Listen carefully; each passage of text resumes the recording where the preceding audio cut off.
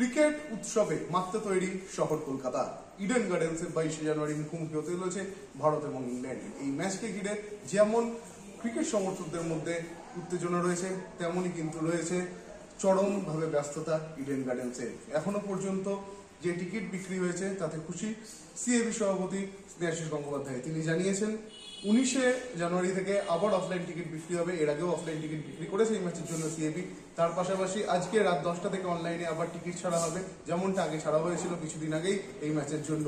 ফলে তিনি আশাবাদী হাউসফুল থাকবে ইডেন গার্ডেন্স এবং 22 জানুয়ারি ম্যাচের আগে যেমনটা সিএবি তরফ থেকে জানানো হয়েছিল, ঝুলন গোস্বামী এবং কর্নেল নারায়ণ নামে দুটি স্ট্যান্ড উন্মোচিত করা হবে। সামনেই ম্যাচ, কত টিকিট এখনো পর্যন্ত সেল হয়েছে? দেখো, এক্স্যাক্ট ফিগার আমার কাছে এখন আমরা বসে বানাবো, তবে এখনও অনেক দিন সময় আছে। আমাদের টিকিট, আমার যে এক্সপেকটেশন হাউসফুল হয়ে যাবে, কারণ আমাদের কাছে কিছু প্রায়োরিটিস আছে। যখন আমরা প্রথমে গত মঙ্গলবার আমরা কিছু অনলাইনে টিকিট সেল করেছিলাম, দেখলাম রেসপন্স খুব ভালো। তারপর গেট সেল করলাম, রেসপন্স খুব ভালো।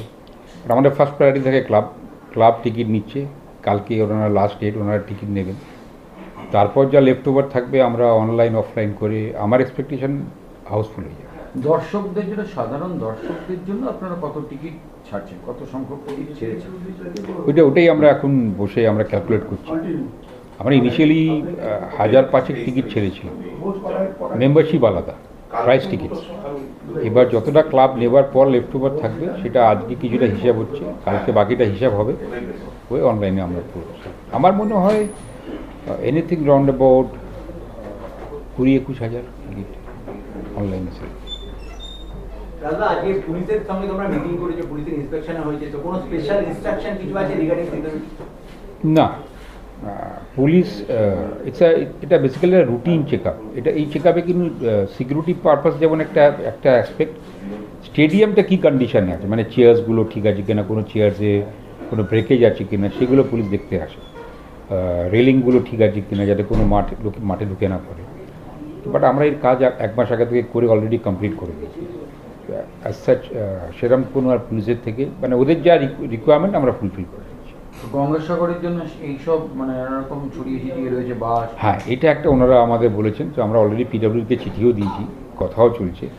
তো জাস্ট গঙ্গাসাগর তো শেষ হয়েছে 16, আজকে 17, সবাই ফিরছেন। আমার মনে হয় 1-2 দিনের মধ্যে এটা ক্লিয়ার হয়ে যাবে। দাদা, ইডেনে ম্যাচ থাকলে বেল বাজানোর একটা রীতি বরাবরই থেকে এসেছে ছোটবেলার সময় থেকে। এবারের ইডেনে বেল কে বাজাবে, কিছু স্থির হয়েছে? এটা না আমরা ডিসাইড করি, বেসিক্যালি যারা কমিটেটার্স আছে, এক্স প্লেয়ার্সরা যারা আসেন, তাদের অ্যাভেলেবিলিটি দেখে আমরা ডিসাইড করি। তো এই ম্যাচে কারা কমেন্ট্রি করতে আসছেন দেখে তারপর আমরা ডিসাইড করি। মানে কিছু কি আপনাদের শর্টলিস্ট করা আছে যে এনাদের মধ্যে আমরা চাই? না, এখন শর্টলিস্ট করি, কারণ আমরা জানি না এখন কারা ব্রডকাস্টে যারা কারা কমেন্ট্রি করতে আসছে। আমরা হয়তো 1-2 দিনের মধ্যে জেনেও যাবো, হয়তো কালকেও জেনে যেতে পারি।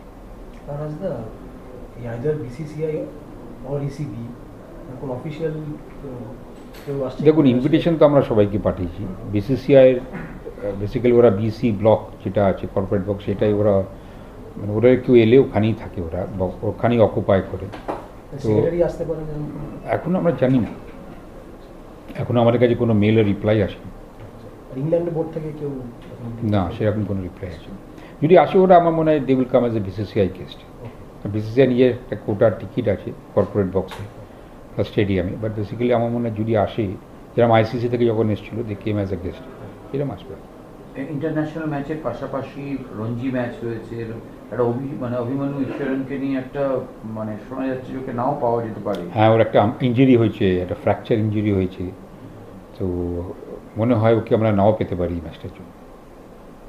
খালি অভিমন্যু ঈশ্বর না, তো সুদীপ চ্যাটার্জিও ইজ নট ফুলি ফিট। ওর একটা হ্যামস্ট্রিং ইস্যু লাস্ট ম্যাচে হয়েছে, এখনও রিকভারি হয়নি। এটা আমাদের ফিজিও ট্রাই করছে টু মেক হিম ফিট, এখনও 3-4 দিন টাইম আছে। এতে কি মানে বাংলার কাজটা, মানে রঞ্জি ট্রফির পরের রাউন্ডে যাওয়ার জন্য বাংলার কাজটা একটু কঠিন হয়ে গেল? দেখো, টিম তো কিছুটা উইক হয়েছে, ডেফিনেটলি এটা মানতেই হবে। কারণ আমরা এই ম্যাচে মোহাম্মদ সামিকেও পাচ্ছি না, আমরা আকাশদীপকেও পাচ্ছি না, সো শাহবাজকেও পাচ্ছি না। সো সেদিক দিয়ে দেখতে গেলে half of the team is not there, more than half.